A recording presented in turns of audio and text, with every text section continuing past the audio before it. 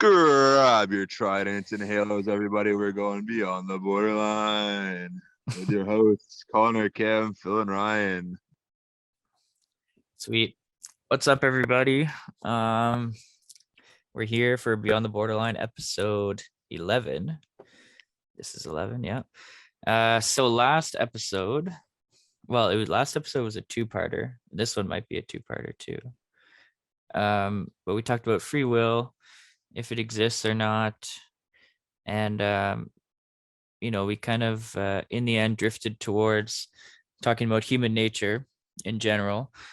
So two massive topics, free will and human nature. So we're going to tackle that one today. So how should we start this off? Before we get into it, yeah, everybody that's listening, go on Instagram, go give us a follow, go give us a comment, any comment you want. If you guys want to say fuck you guys, go ahead, do whatever you want. Just give us a comment and a follow. All right, proceed. Well, don't say that. Okay, so we'll start off with this way. So we're talking about human nature. So obviously there's a lot of gray area. So, okay, ponder this then. So I heard a proverb once, let's say proverb, a proverb once from, I guess, a mentor of mine. And yeah, it's like a First Nations proverb. That's basically like, so there's an elder and then a young boy, and the elder's telling the young boy that inside every human, there's a black wolf and there's a white wolf. And the black wolf is the anger, the fear, the resentment, the bitterness, the jealousy, the envy. And the white wolf is, love and peace and happiness and generosity and all these other things. And they live inside each man and perpetually struggle. And so then the young boy asks the elder, okay, well, which one wins in the end? And the elder replies, whichever one you feed. And I was like, damn, like that is good, man. I mean, that's true. That is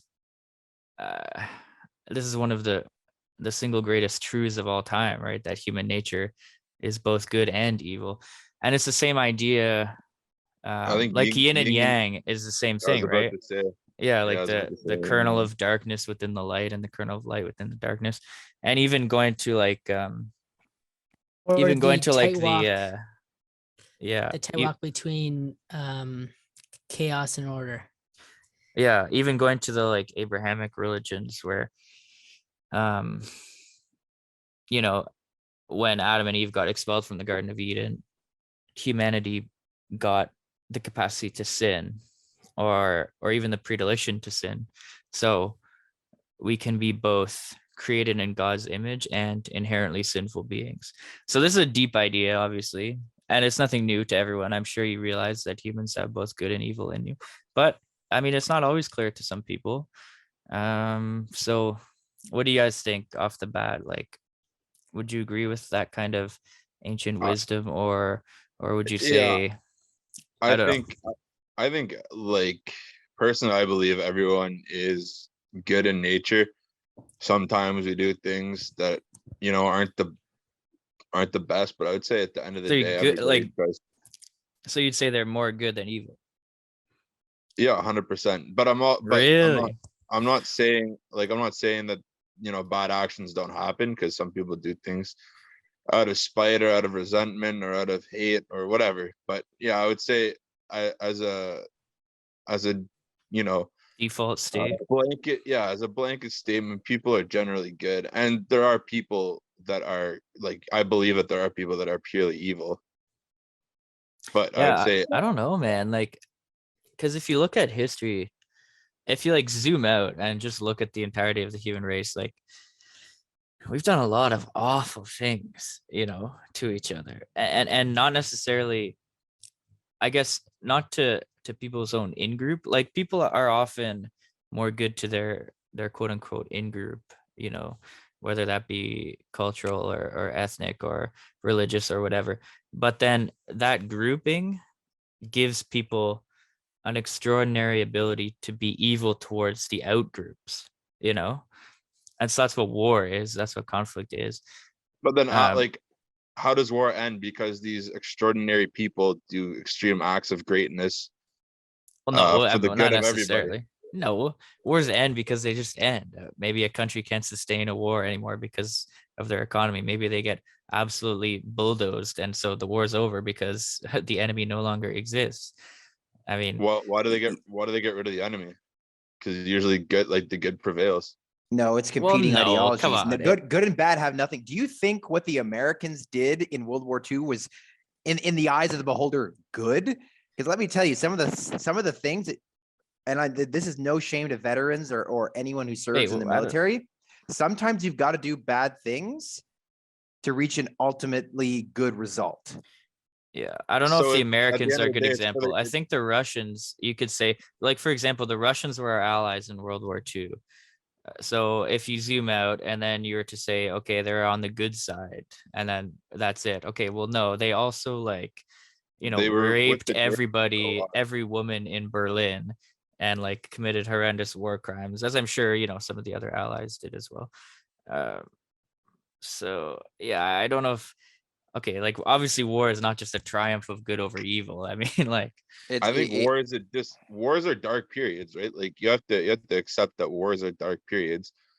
But there's lots of, maybe not lots, but there's still some good things that happen in war. Like if you read history, like sometimes soldiers on the other side of the line will go and save the ones that are supposed to be their enemies, but instead of just shooting them, they'll save them. right. Yeah, but So people also commit. Here's my take on this, on whether or not humans are inherently evil or inherently good. I think when a human being is presented the capacity to control or acquire and amass power, on average, the propensity to tend towards evil is heightened because power and control feed the black wolf, per se. Like the Stanford prison experiment, basically. But when you're presented in a situation where you don't have anything, or you're trying to rise up against that evil, your propensity to head towards good shines brighter, because those actions are attributed more to feeding the white wolf, to use your proverb analogy, Cam. Sure. And obviously there's layers and there's gradients. Like, of course the Americans are better than the Germans in World War II. And I'm not saying everyone who amasses power is automatically going to become evil, but like you said, if we look at history, all the regimes that amassed great amount of power, communist Russia, communist China, even if you want to go even further back, ancient Rome, ancient Greece, they did some pretty terrible things to people, especially the ancient Romans, right? Like they were stringing people up on crosses. Well, yeah, I mean, there's something to be said for the fact that it was 2,000 years ago and our ideas of civility have evolved. Right, but, of course. But you can look. Well, you're from an individual level, like absolute power corrupts absolutely, right? So yeah, with Joseph Stalin or with a Mao Zedong or someone like that, you can see that play out in real life, and that's why. Well, I don't know if we can get to that later, but that's why something like. Listen, I want to take an objection to your point of civility, like pointing at being 2,000 years ago. I wouldn't say our civility has changed all that much in the grand scheme of things if you look at China and what they're doing to people of the Muslim faith. No, but in some parts of the world, like crucifixion is not a common punishment for a crime anymore. But what's happening in China to people that are illegally detained is pretty horrible. We have no telling the pain and suffering that they're enduring, right? Well, yes. So the Communist Party of China is not civil. Yes, I guess I will agree with that. I guess you could say our civility has evolved to a point where we don't show suffering on a grand scale anymore, but we try to feed the white wolf more. Well, that's because China has like control over all their media. I just want to take a moment to save this entire conversation because we're taking the wrong approach in speaking about this topic. We're looking at it in a macro perspective. I mean, we can all talk about geopolitical this and that, but we should really be talking about it in the individual level and the level of intimacy that is needed. Right. So in terms of, well, thank you. In terms of like us being, I can do intimate. Evil.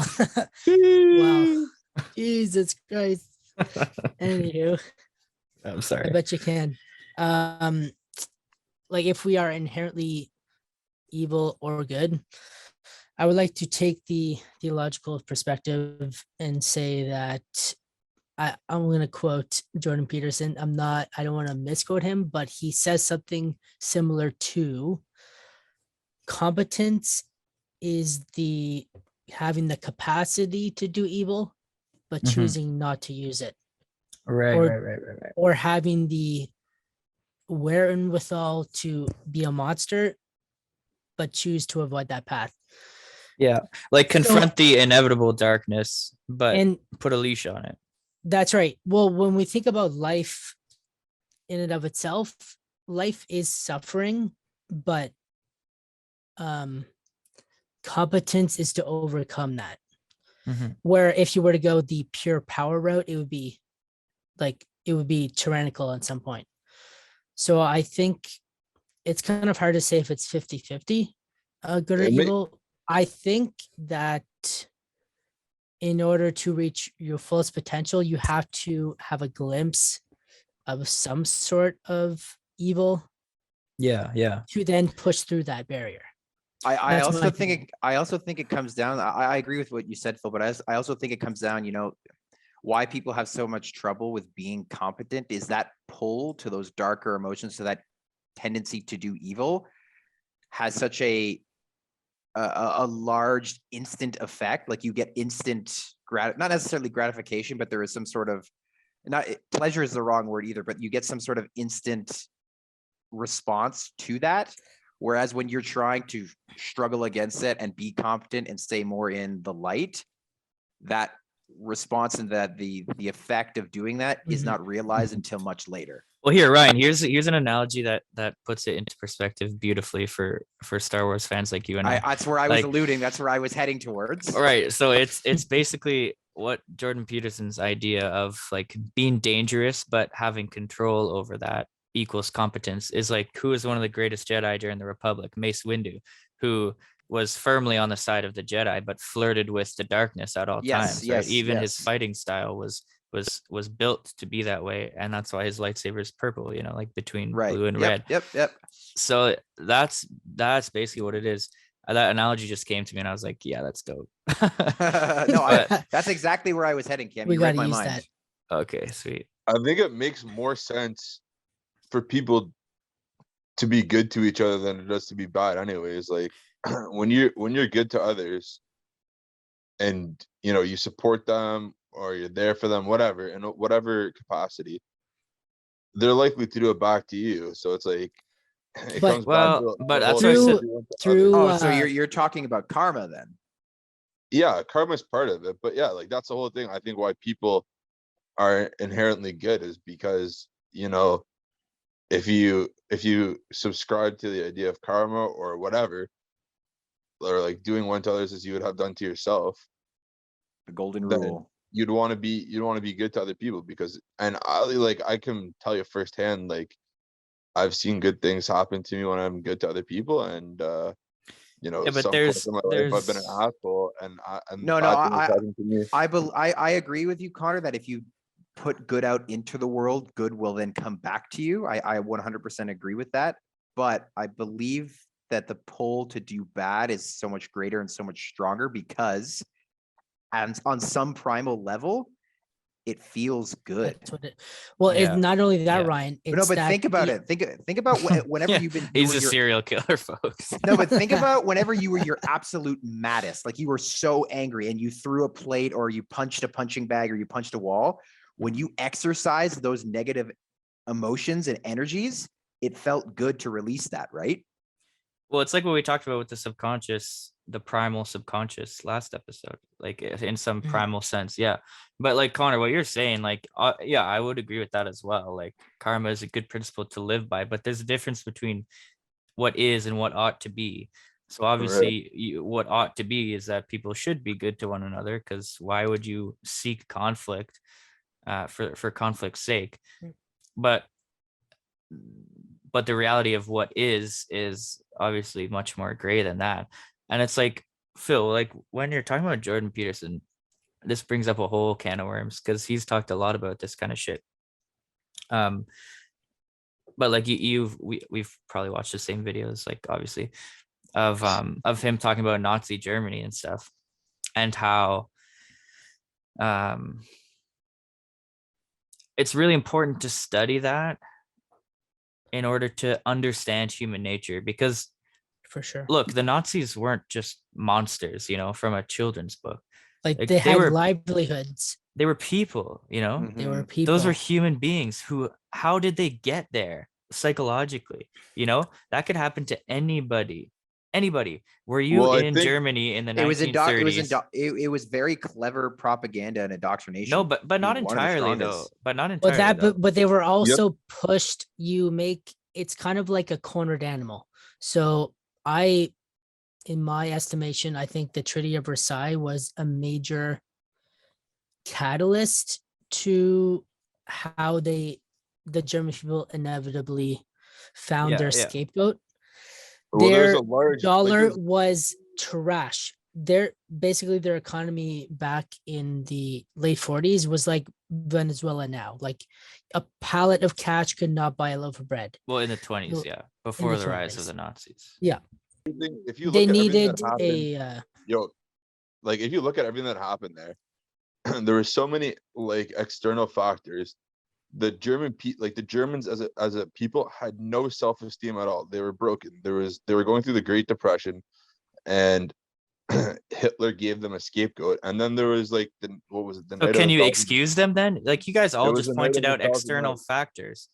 No, You you can't can't ex- excuse them. you Well, can't no, you excuse can't. them. I'm You not, can't. I'm not You excusing, cannot. I'm not excusing anybody, but I'm saying like you're like, how could this happen?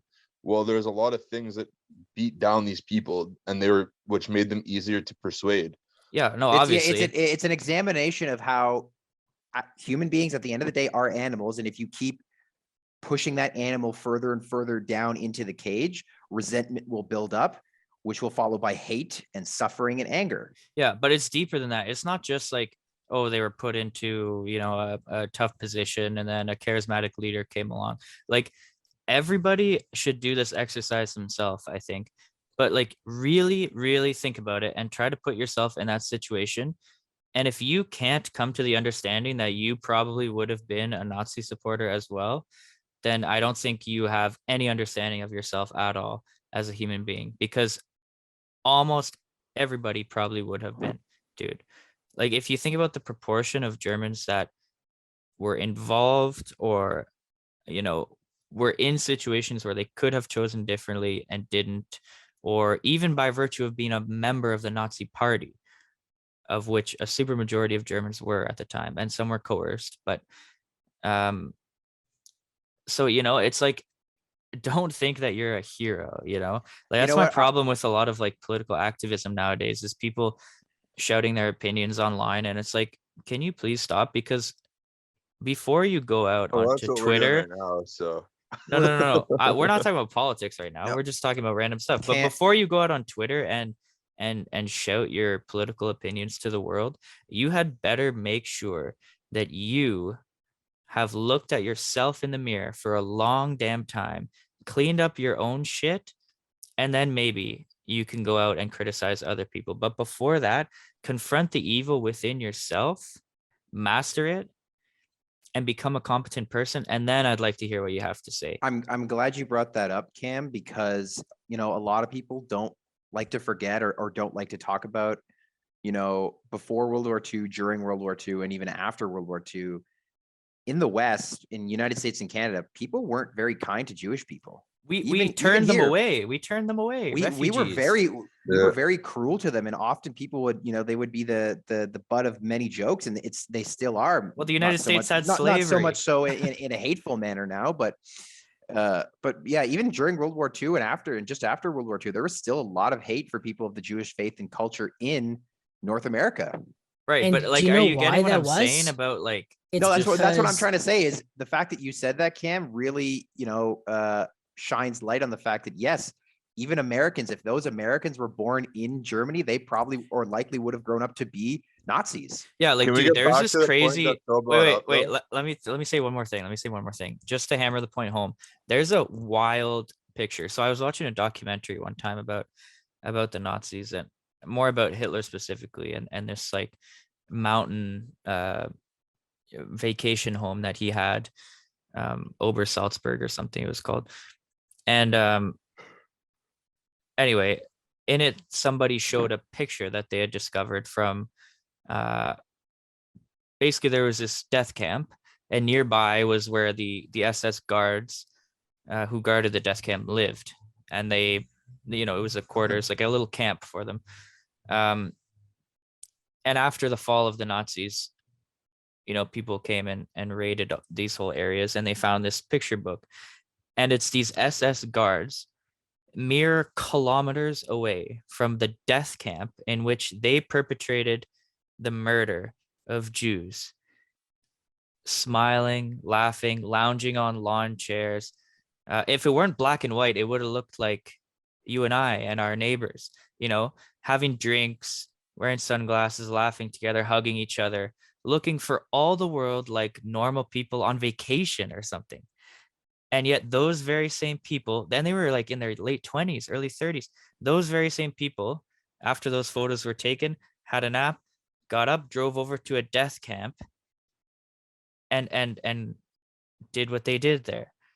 It's absolutely horrifying. And people should look into this, because that's my one thing. Look into the Nazis deeper than just a shallow, like they were evil.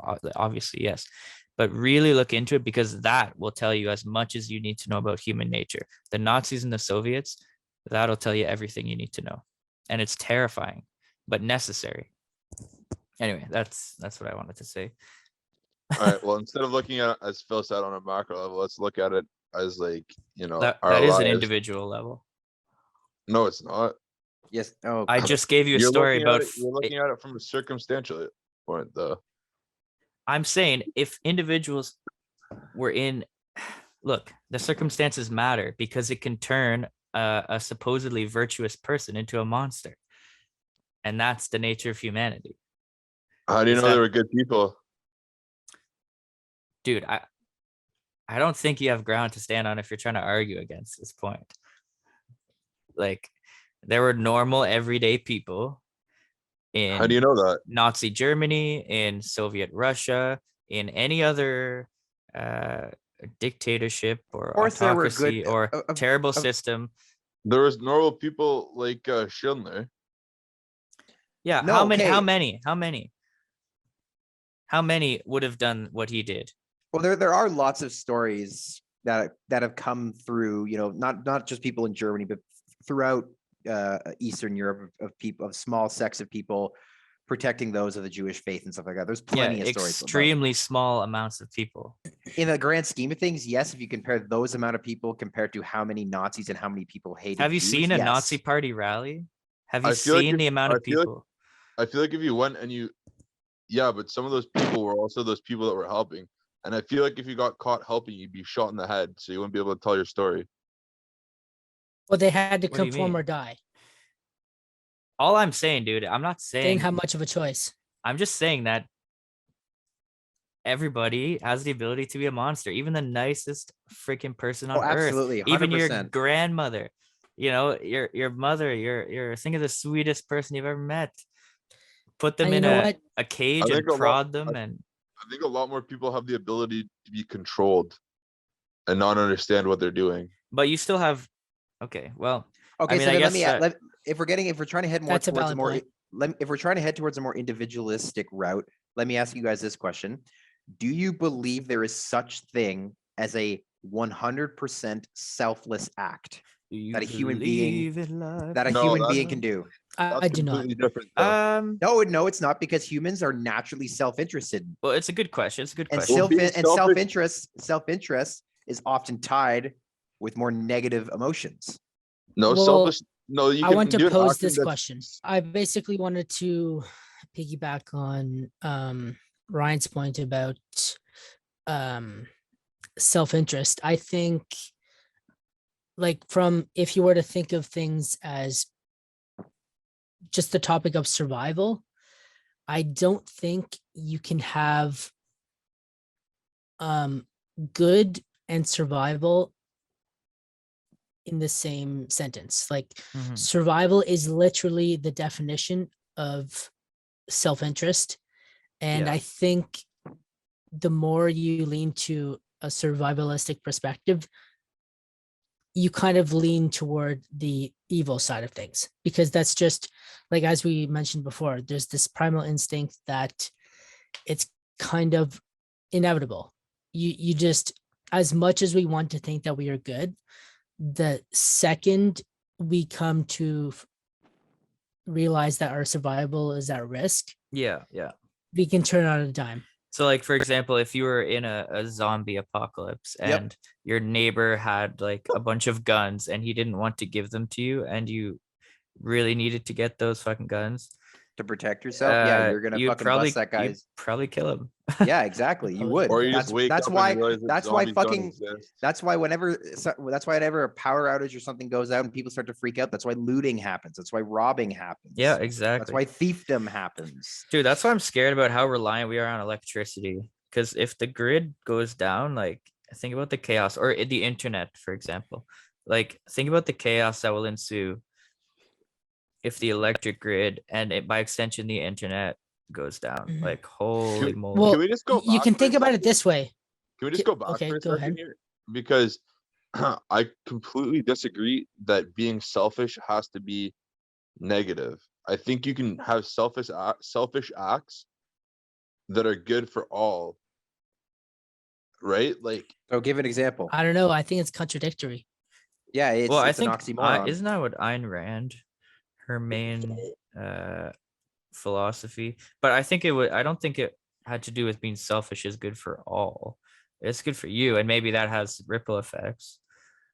So whether or not being selfish in some instances has ripple effects that benefit other people, I think it all comes down to intent. So if your intent is to be selfish because it benefits you, and then it just so happens to benefit someone else, well, then you didn't do something that was good for the other that benefited others. You don't get the credit for doing something good. You did something that was beneficial for yourself. If it just so happened to work out good for everyone else, well, that's a happy universal coincidence. So in that instance, yeah, Mhm. that could be a good non-negative result, but that wasn't the result of you being altruistic. That was just the result of a happy coincidence. Yeah, yeah. I Well, think the you can make- entire. you can make Go ahead. decisions that are going to be beneficial for yourself that are going to also benefit others, and that's doing good by yourself and by others. That's not a bad action. Like what though? Give an example. Well, like again, going back to doctors, that's one. Another one would be giving money to the poor. Like obviously people are going to see you and you're doing that because it's going to look good in the eyes of others. Like, oh, this person's giving money to the poor, he's such a good person. But you're also giving money to the poor so they can potentially have a warm meal or have a sleep outside of the cold. You know why people give to the poor? Because they get a tax credit. That's why they give to charities and stuff like If I that. go and I give think that's a $5 little too cynical. I think that, right, if I go and give $5 to someone who's begging, I don't get a tax credit off $5, but it could give Okay. them a warm meal, like a McDonald's. Okay, let me ask you this, Connor. So you gave them $5. Good for you. Did giving that poor person, that homeless person, $5 make you feel good? Yeah, that's a selfish act. I understand. So then but it's self-interested. it's probably But it's not more so bad. motivated by pity than altruism. Like, you see I a homeless understand. person, they look like they're in bad shape. I think it's more so that you pity them, and I don't know if that's selfish or selfish. It's I just understand that it's no. I would agree that there's a little bit of selfishness there where you're like, either I want credit or like as you said, can pity. But that doesn't mean it's about like what you're doing is a good action. It makes you feel good, and it right, also right, right. helps Well, I guess them it out. depends on what your definition of good and evil. Like basically, this whole discussion can be switched on flipped on a dime, just depending on your perspective. I mean, that's My really the opinion bottom line. specifically is that you are fighting against the evidence that people are inherently good. Who? I think taking the approach that all people are inherently good is a naive approach. Mhm. Right. Just in the past 200 years, I think atrocity is more likely than a utopia. But like it's like what I said at the beginning about in groups and out groups, right? Like in the defense of your in group, whom you may be extremely selfless and loving and good towards, you are motivated to do vile things towards the out group, right? Like I mean that seems basic to me. Like that basically explains the entire history of humans as tribal beings, you know. So the answer is, like we said at the beginning, it's just both. And maybe it's even 50-50, you know. So, I've heard, the most common argument I've heard against, people who support the fact that humans are all naturally good, and they argue against, that life is suffering and that humans are naturally evil. They often use the example that, oh, go look at all the Scandinavian socialist countries. They have the happiest, people per capita. They have the most thriving economy, and they're all socialists, and they all They're strive not for actually what is good. socialists. But if you actually look at those countries, first of all, yeah, they're super happy and they don't have a lot of violence and a lot of crime because they're all small homogenous populations, and B, Yeah. they're incredibly tribalistic. Have you ever tried or even looked into the immigration process for immigrating to one of those countries? You can't do it because they don't want you there. Yeah, homogeneity has a lot to do with it. Like I said, in group, out group, which So is why why you see- Canada and the US are kind of miracles in the sense of being pluralistic I societies. know, but like even the still, fact that we can hold ourselves together and not devolve into civil or ethnic or religious conflicts is, I mean, I guess we should all just give ourselves a pat on the back because so yeah, and it's- the reason why you see so much, like gun violence and violence in general, let's say like in the States, is because you have so many competing and diversified cultures that are trying to live together in the most peaceful way they can. But that's almost like a pipe dream to expect 100% peace because you have so many people with different ideologies. But yeah. on more Well, the days gun than not, violence is a lot on different on factors, more but days yeah, than not, most of the US is peaceful, right? yeah. That's why I said Yes, it's yes, of a course. miracle. That's what. So, Yeah, that's why it's a miracle. Wouldn't you agree that people are more good than bad because there's more good days than bad days? Well, the reason people act good is because of the social constructs that we've created for ourselves. If you don't Yeah. act good, there's a punishment that follows. And I think it's more so they want order rather than chaos. And you could try to equate those to good and evil, but you're gonna have a hard time lining them up properly. Our evilness is being held back by other evilness, if that makes sense. You know what I mean? So to stop you from doing evil, if you do said evil act, we will do evil unto you by punishing you. Well, so now we're getting into, well, actually, this is a great conversation to continue into the next episode because we haven't really touched on the nature of humanity as it relates to our pure natural state versus our state in society, which can Socially be very different constructed and state. have a lot of connotations. So we have about a minute left. So, So let's pick it up in the next one. Yeah, why don't you guys stay tuned? On Friday, I guess we'll be dropping the next episode. So once again, follow us on Instagram, And Facebook and drop Twitter. a like, drop a comment, Drop a follow. DM, even if you're feeling that courageous, DM us. And also any really other plugs, important, Sam? guys, if you want to like stay up to date on our stuff and like get notified when we post new stuff, there's a bell on Spotify and I think on Apple. So click that bell, you'll be notified whenever we post new stuff. Give us a 5-star rating because it really helps us look good, so yeah. Make sure you guys take care and brush your hair.